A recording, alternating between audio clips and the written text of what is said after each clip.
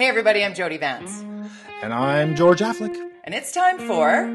It's time to party all the time, party all the time, party in Vancouver. Yeah, UnSpun.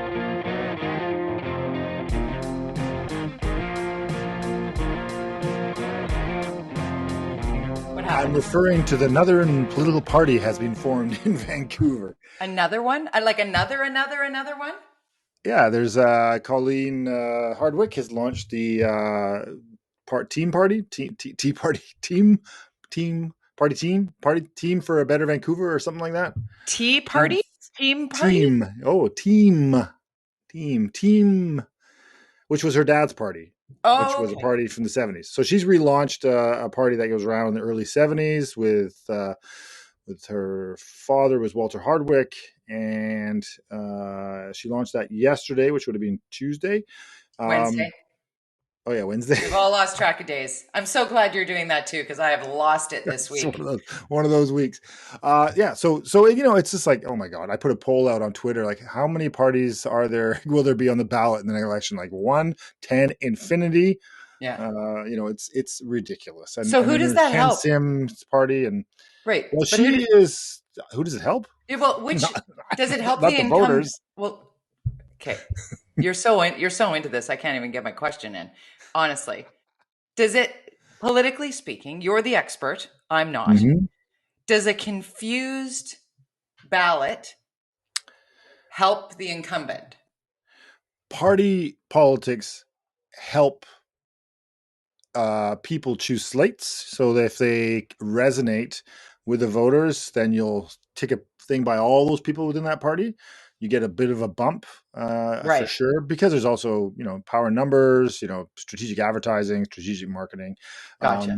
But, financially, it's actually not a benefit, because the way the election finance rules work, it works better. You can raise more in a way as an independent than you can within a political party, because you can only get the same amount of money once. You can't, the party can, if you get the $1,500, that means the party got $1,500.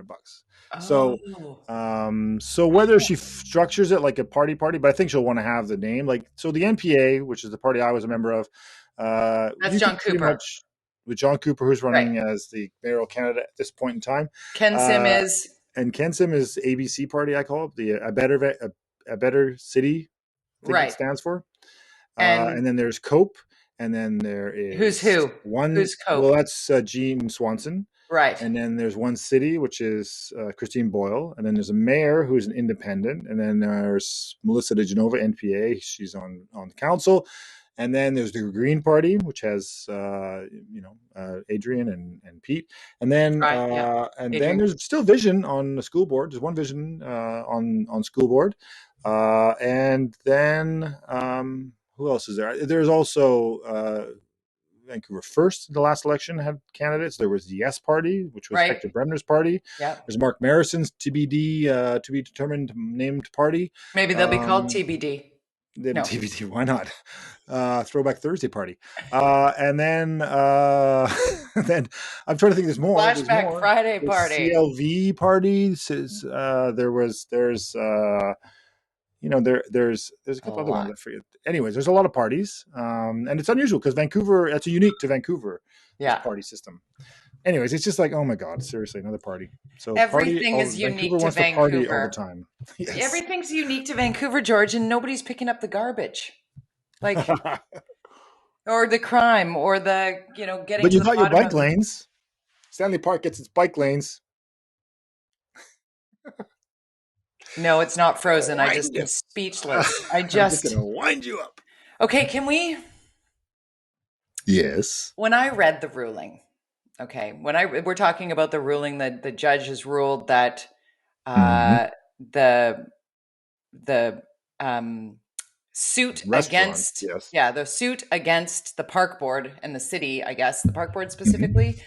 No, it is the park board specifically, from Prospect Point and the Tea House restaurant, the restaurants within Stanley Park were like, help us out here, and thrown out completely. And now they have to pay for the legal fees of the park board. I was like, wow. And then in the explanation of it, it's like, there was no intent to impact to harm the business, right? So, okay, I get that. I get that. So it's important that we understand, what's at stake here, because it's like lawsuit. But at the same time, when I read the stat of, well, cycling's gone up 180% around that bike lane. Yeah, because people ride in laps like a velodrome. Well, and it didn't exist before. So it didn't exist before. But I there are love people those literally record doing number. this. I did 15 laps of Stanley Park today. It's like, great. And nobody got in there to go and use the park. Like, it's just, what do you think about all this? It makes me crazy. It's not surprising. You don't win court cases against government very often. People try, but they don't successfully achieve that goal. Although I think there is another lawsuit happening with the city and those buildings, the SROs downtown, and that continues. I predicted that when I was in council. That this will end up in a quagmire of lawsuits for all time to come, and that's where it's at.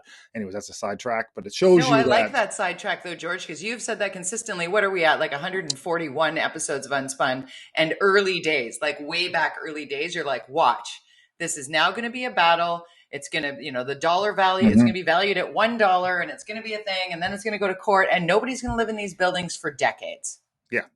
Sahotas say they've done, this is the SRO is owned by the Sahota family, and the city has said they want to basically take them, and the Sahotas have now said, no, we've done the renovations, everything's tickety-boo now, move on in, so now it's like, who owns these buildings and what's going on here? So, we'll see. I would imagine litigation. The city will lose. I think the city will lose because the basic rules related to acquiring property have to be specific to things like you're building a road or things like that. You can't just acquire people's property. That's socialist. You just can't. It creates a real problem in the courts, I think, as far as how government acquires land or takes land from people. We'll get to that again later. Establishing precedents there is really important, though. I mean, but this is really it is key, because it also is, even if you don't like the bike lane around Stanley Park, you also don't want the ability. You're mad at the Sahotas. Still, our legal system is put in place to be there, not to figure out these smaller specific things cases, like specific cases like the bike lane situation. I think there's a way better way to have handled the SRO situation down there, using bylaws against the horrifying conditions. I mean, come on, I get out in front of my place. If I don't keep the sidewalk pristine, I get dinged. Like, how did they not get? Why is it that? No, I'm not going to say specifically it's Sahotas or people. Somebody you hear, get fined. Yeah, they don't pay. You get fined. I get fined. I pay. And you hear about these people that go for years and they're like not paying their fines. They're not paying, like, what? And then they negotiate some like price. Like, how is this a thing? It just drives me crazy, but it happens all the time. So you pay your parking ticket. You pay if you do something in front of your house. But it seems like there's different rules for different people with the guts to spend time in court. I mean, it's like pretty common though that if you have a bunch of lawyers working for you, you can spend a lot of time in court. But so the bike lanes, sadly the restaurants are you saw the pictures that were posted of the one at the top of the park, the Prospect Point, it's all boarded up. They're done. They're toast. They've left. It's after closed. Investing millions just before the pandemic hit. Beautiful they invested space. Millions. Beautiful destination. The place that tourists, and watching the reaction to the legal announcement, to the ruling on Twitter, of course the hub community is just like, woo! It's like, really? You're celebrating? Somebody wrote something like, well, they should have shifted to selling coffee and ice cream to cyclists. They would have done a booming business. Yeah, that's what the tea house is all about. Selling that's what the rent at that place is going to be, or the lease at that place. Like, come on. Like, well, even if they had shifted, there was never any support. This park board has not been at all helpful in any way. Okay, no. You make that decision about the bike lanes, but why don't you work with them and find ways to find solutions? Okay, let's look at the tea house. Let's look at, you've got that parking lot in the front. How about we let you expand your patio into this area and help you redesign your space so that you can use it. Or the bike lane is the center lane of the park. Something. I mean, just work with them. It's they literal respect for small business by this park board and for the most part the city too. It's quite shocking and sad. And we as people of the city will not, sure, we get a bike lane, but we lose some great little places that we used to take guests when they visited our city, or we'd go I got married there. I got married at the tea house. Yes, I did. At the tea house restaurant, I got married there. I'm very sad. That used to be the place that we went. My grandmother and I, anytime something special happened, when I made the honor roll in high school, we went to the tea house. When I got married, we went to the tea house. When we wanted to go somewhere for a family brunch, we would go. It was expensive for us. It was a treat. It was like it's an amazing destination. I love it to this day. And I'm so sad that like every restaurant across Canada, across the world right now is struggling so mightily. And these restaurants are put in a position to not only not lose their tourist dollars from the cruise ships, because that was a huge part of it, but also, cars just can't get in there. And if you do get in there, the parking is outrageous. It is When I went to Montreal, I wrote about that last week. I was shocked down at the waterfront in Old Montreal, St. Lawrence River right there, parking, lots of it. Inexpensive parking everywhere. Families, little kids, families running around, fresh air, no one on devices, everybody looking around and taking it all in. You know what? You go into Stanley Park and you can't just go for 10 minutes. There's not a parking spot that you can go, you know what, I'm only going to be 15 minutes jumping in here. I'm going to be a half an hour, go for a little walk around the Rose Garden with my grandma who doesn't have a lot of time. It's 3 hours, 6 hours, or 12 hours. Are you saying parking is getting expensive in Vancouver? But wait, the survey shows. Are you okay? Let's go into the definition of insanity, George. Oh my God, I love this story. It's ridiculous. So let me read that. Painful. Let me read that. You sent me the tweet. This is Justin McElroy. Quote, CBC. We let people give feedback about paying for an overnight parking permit, and they really didn't like it. So we paid for a research survey, and people still didn't like it. So then we told them why we thought it was good and did the survey again, and people still didn't like it. What's going on? The recommendation, let's just do this. People's opinions don't matter, and you keep doing the same survey and you find out the same thing is the case, and yet you still recommend it to staff or to council. This is related to parking. This is all over Vancouver. You and I don't think agree with this, because I think there is a good merit to what the strategy is. It's just so badly presented. That people are so confused by it that it's gotten this whole. It's going to cost me $1,000 a year to park my car, and it's based on the size of your car and all the whether you're You're right. You and I do disagree on this, and I'm good. Well, it's a new tax. Yeah, but if it balances out, which we agree on, if they could show me a line item where it was going to fix something, actually do something, I might be agreeable to it.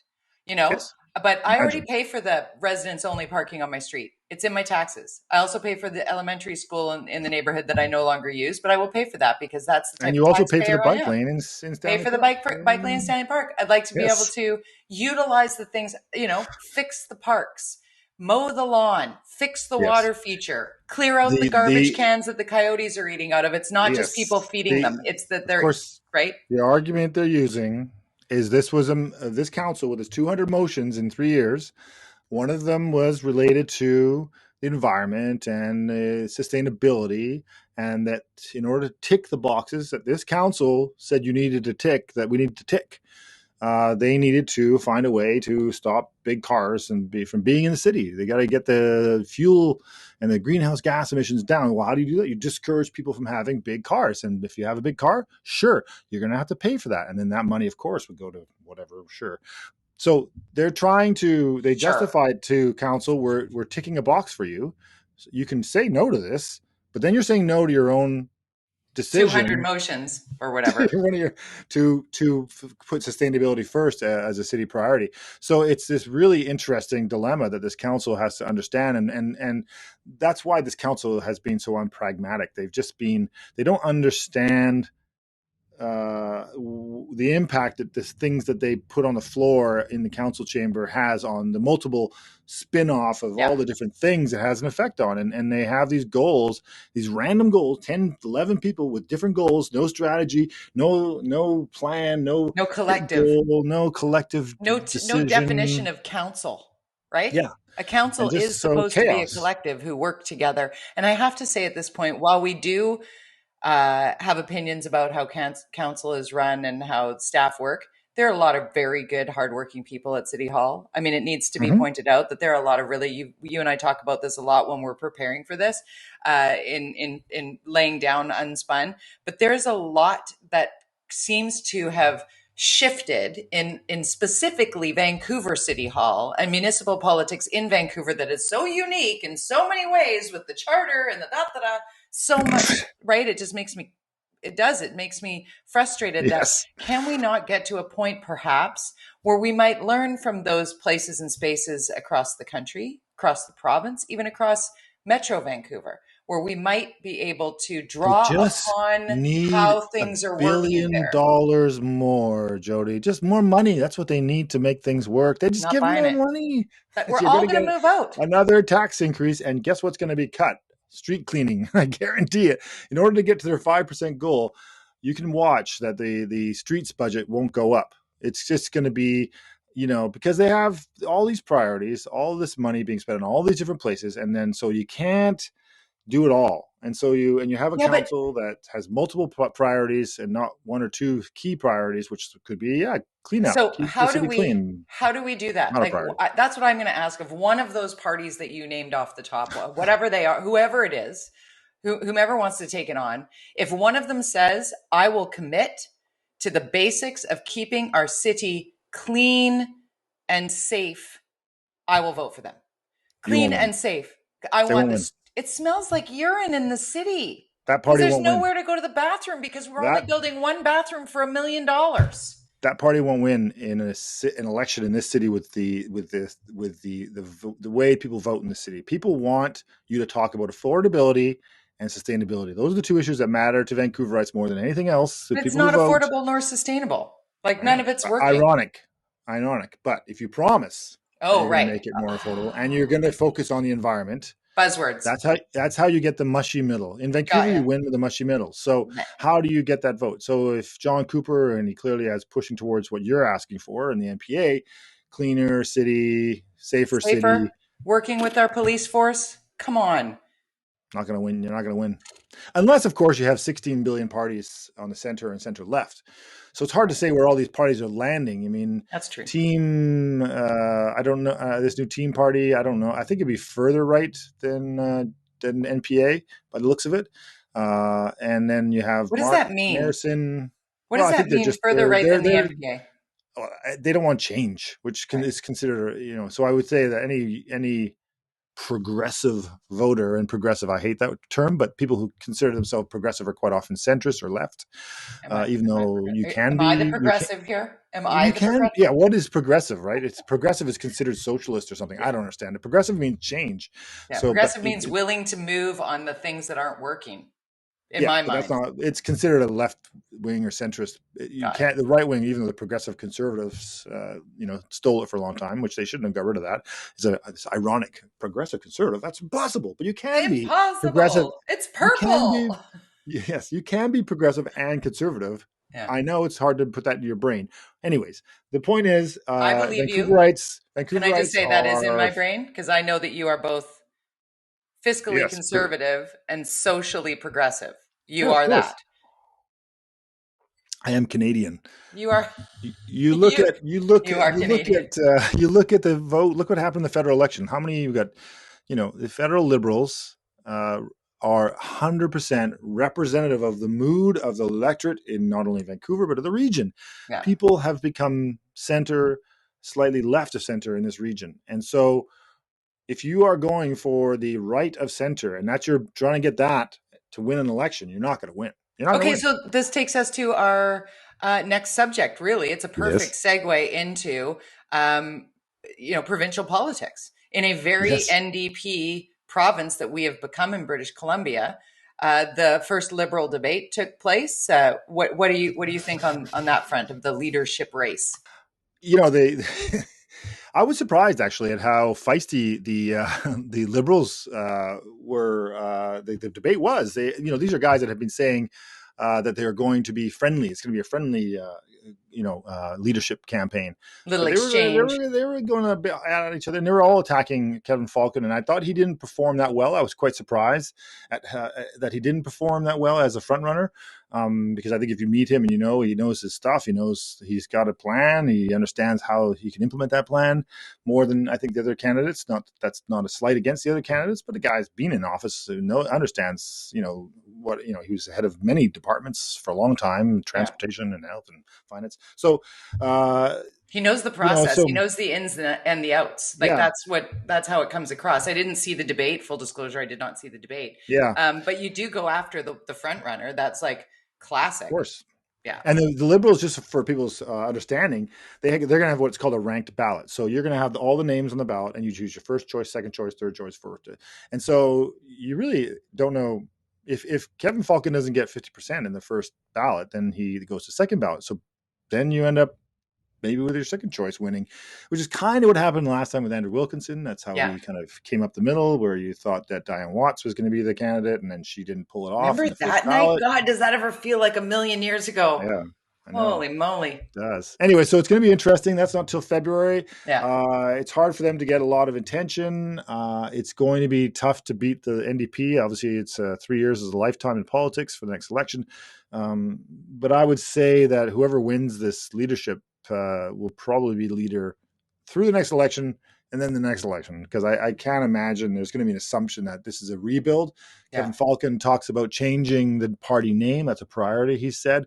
I think. How do you feel about that? In the Lower Mainland, that's a mistake. I would say that the BC Liberals, it's confusing, I know, but guess what it does? You get the Liberals. You get the people who are like, oh, Liberals, who you need to win, as I just pointed out.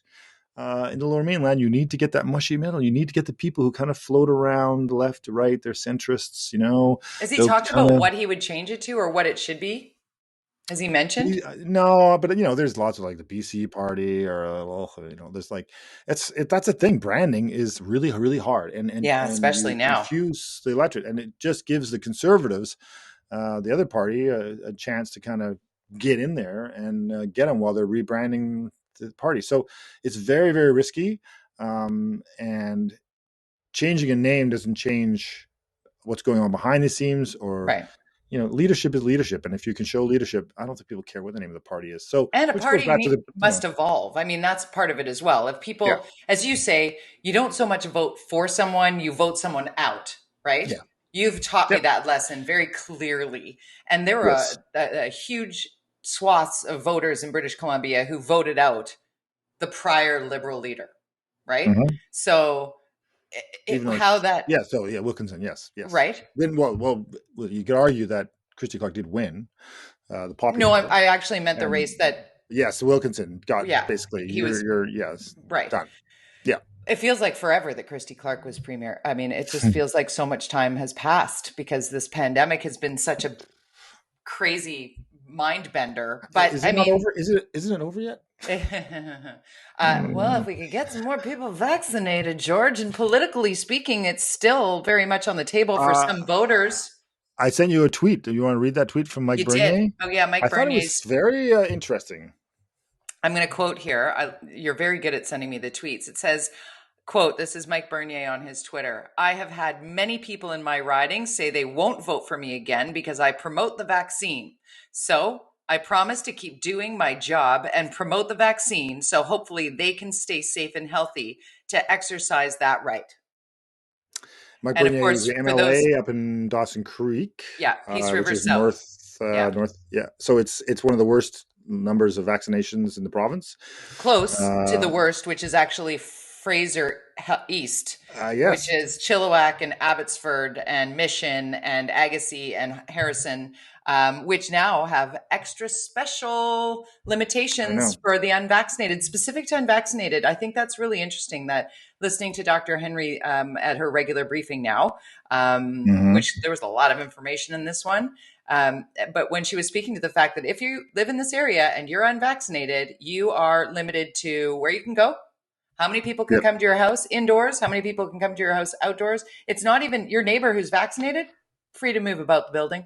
It's like it's interesting because Mike Bernier's thing was that's a risk for him politically. I mean, the likelihood of NDP winning up there are slight, but it gives the conservatives, if they want to jump on the anti-vax bandwagon up there. I mean, okay, but so he's putting his money where his mouth is, and good for him. And then what you're saying about what I think is interesting about the Fraser Valley East stuff is this is where Dr. Bonnie Henry is like turning the screws. She's like, okay, time. We talked about this a lot, about this balance, because you look at what's happening in Australia, it's like crazy because they were so strict for so long that now people are just kind of going crazy. They're going, screw it, I'm done. Yeah, I'm done. Yeah. Where and then you've got Alberta, who took a totally loose approach, and now you've got a shit show, like the worst. And so here in BC, we'll have years before we figure out really who did the best job at this. But it's a balance, and so now she's being strategic in her approach to dealing with these people who are unwilling. So okay, if you as a specific, people didn't even know where Fraser Valley East. Where is there? There's an east. Isn't it just a Fraser Valley? Okay, so I'm going to tell you. So they're getting tight, and that's a great approach because I think it really it's nimble. And you can make change fast, and it doesn't piss off the entire electorate. It doesn't shut everything down. Because I'll tell you this statistic that I garnered from Bruce Arthur, who's a journalist in the United States. But among everything else, the science table cites data saying you're 60 times more likely to go to the ICU if you aren't vaccinated. 60 times more likely to go to the ICU if you aren't vaccinated, and have about a 12% chance of not being back on the job after a year due to COVID if you get infected. So that I actually had a conversation with a friend of mine who was vaccine hesitant. I was not pushing to, I said, what about this? And she goes, you know what? I'm going to go today. I didn't give it a thought that I might just get sick and then not be able to work for a year after. Like that's the part that needs to resonate with people. There are 11 people died from, Tuesday to Wednesday in BC. 11. Some in their 30s, some in their 40s. Unvaccinated. We don't know exactly, or were they like 90% of the people are not? Because they don't give out specific information to that, which is kind of frustrating. But they do give us sort of once a month. Here are the number of people, and here are the number of people in hospital who are vaccinated or under immunized, which is 1 dose. What seems to be consistent is the people who die of a breakthrough case, like fully immunized, get COVID and die, are over the age of 80. And the others are unvaccinated. Yeah. So, I mean, it's very difficult. Anyways, we're running out of time here. I know. We got the two Michaels. We got Anime Paul. We didn't get to that. I mean, great news. Let's go a little long today because Anime Paul and the two Michaels is important. There was a slight edit in the middle there, I think. So, right. I don't know. This Anime Paul, leader of the Green Party of Canada, decided I'm out. She kind of threw the Green Party under the bus at that press conference, and then the world's stretched out a metaphor of a broken glass ceiling smashing on her and then breaking her and smashing her, cutting her toes. Like, okay, too far. Walking through broken glass. Please, metaphors. Keep them. Don't take them too far. And then you said, I haven't seen this, but you're seeing, that Elizabeth May is kind of saying she might come back, and going with the idea of coming back temporarily to add stability to the party. Well. She's one of two elected, so yeah. Well, somebody's got it. So when I got back from Montreal after covering the election for Al Jazeera, I came home. I exhaled. I thought I did this, and then I get a phone call. I thought I'm going to have a 1 day. No, phone rings while I'm looking at, of course, Ian Young of the South China Morning Post with the breaking news on the Meng Wanzhou being. Having that virtual meeting with the New York, the Brooklyn U.S. federal courts, where they gave the deferred prosecution agreement, which is SNC-Lavalin. Like, we all learned about deferred prosecution, right? So that all happened. And then I was doing all the live hits on that, ever being asked, do you think, what does this mean for the two Canadians? I'm like, well, it remains to be seen, but that'll be really interesting. And next thing you know, bing, they're flying past her on the way home. Like, it was so, all the politics aside, all of the other people who are still under lock and key in communist China and Canadians that are struggling there. I mean, to just simply have one good news story at that level, like to see those two Canadians arbitrarily obtain hostage diplomacy put into play and now free after 1,020 days. Oh my gosh, George. Like, It was something. It was something. It was. I love the spin in China. They said, oh, they were sick. We had to send them home. They asked for bail for health reasons. Are you kidding? Yes, like excellent. Last but not least, I have to tell you about my column. I brought the ring with me. So this ring is 33 years old. And to describe this ring to me, for those listening. It is an eagle carving. It is a Squamish artist named Richie Baker. I've been going back and forth with his wife, Samantha. She recognized his art when I posted a note on, and I remember his face, and she's like, I think that's my husband's art. And then she said, it brings emotion to me because my husband actually was paralyzed 2 years ago in a skiing accident. So he no longer does it. So, ever more precious is this. But when I was working, the whole story is in my column, but the story is about how we can support Indigenous, First Nations, Inuit, Métis, businesses and artists on every day, not just a stat holiday. But there was Sandy Garasino, a good friend of both of ours, former Crown prosecutor, actually introduced me to this 1 day's pay initiative, because we all get the day off, and some of us can afford to give 1 day's pay. Whether it's to a charity that assists in those dealing with generational trauma, or if it, whatever, as a humble learner, as settler's guilt that I have for sure. But this particular ring symbolizes something special to me because I started in radio when I was making minimum wage in 1989. I went to a First Nations fair at the P&E Forum building, and I met Richard Baker when he was literally carving this in front of me. And I thought, oh my goodness, I'll never be able to afford this. And he said $40. I ended up buying 2 of these and earrings and a pendant, and I gave them all to my family that Christmas. And there was a reason behind each. Richie had taught me about what an orca represents, what an eagle represents, what a raven represents. And we started to, and that's become a tradition in our family. My brother, who's like the, patriarch moving forward, he gets the talking stick, and then I get a talking stick because I got to talk sometimes, and it's just, I have these big, beautiful pieces and painting, a Jody Wilson piece of art that you've seen. It's up on my wall. And it's like, these things are really important for those of us who are trying to understand the culture that was the attempt to wipe out that culture here in British Columbia by those who had the residential schools, those places and spaces. That's a good place to start. If you don't know what to do, supporting businesses and artists like this is a good, check out my column. Good tip. Check it out in the Orca. Okay. I didn't get to say my Twitter handle. Twitter handle. I feel lost. George _Affleck. I'm at Jody Vance, Jody with the Y, at Jody Vance on Twitter. Follow along, react, let us know how you feel. And always meet us back here for UnSpun podcast. Oh, and go to theorca.ca and download. Get yourself the fin, right? Okay. Bye. See ya.